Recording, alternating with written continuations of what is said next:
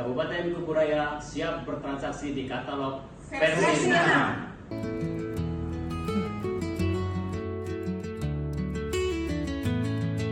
Maka itu berarti tidak lagi menara yang mengukur dan tidak lagi menara mencatat di dalam BKU, tapi langsung yang ketiga yang berhubungan dengan yang pajak.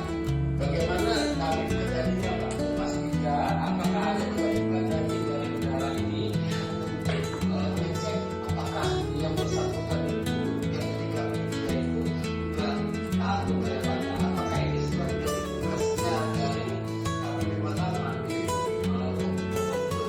Nah itu seperti apa nanti pengecekannya? Pengecekan dari Pemda.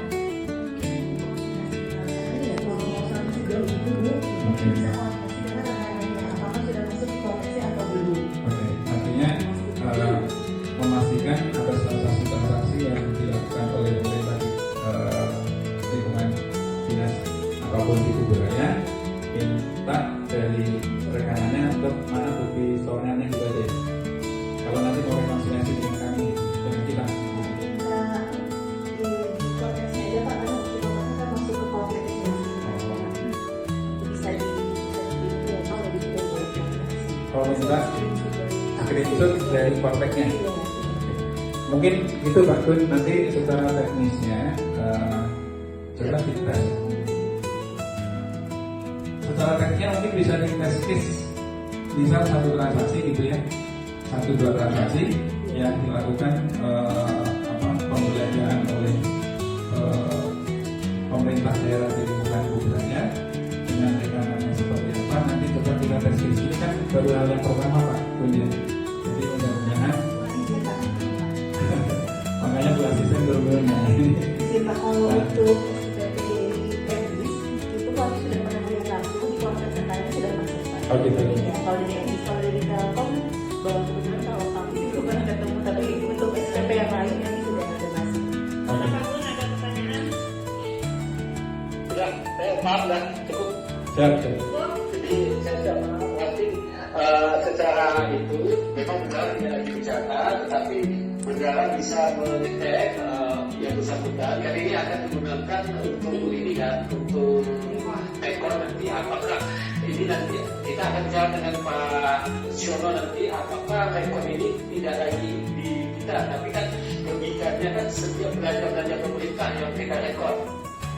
Pajaknya dibayar oleh marketplace tadi, gitu kan. Ini yang ini sebenarnya akan kami diskusikan nanti secara teknis nanti. Ya. Dan ini dengan ibu ya, nanti dengan duit nih, dengan bapak pajak nih, sudah itu tadi. Nah, secara prinsip kami sudah tahu bahwa belanja di profesi ini dapat dilakukan di Pemkab Kuburaya.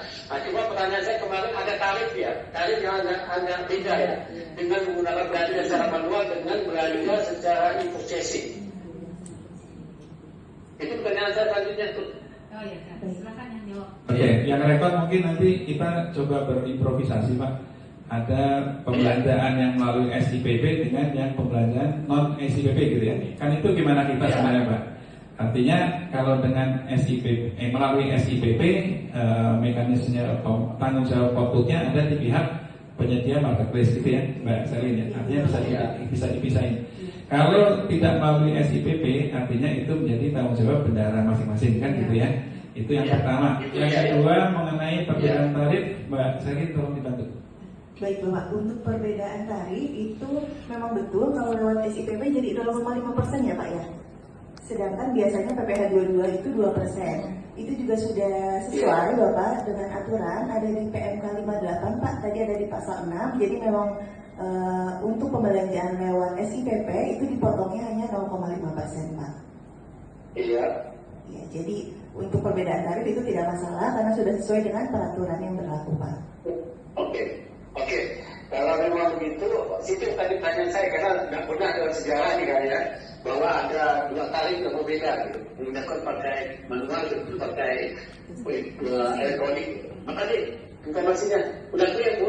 Udah ya, berarti habis itu makan-makan ya kalau udah clear.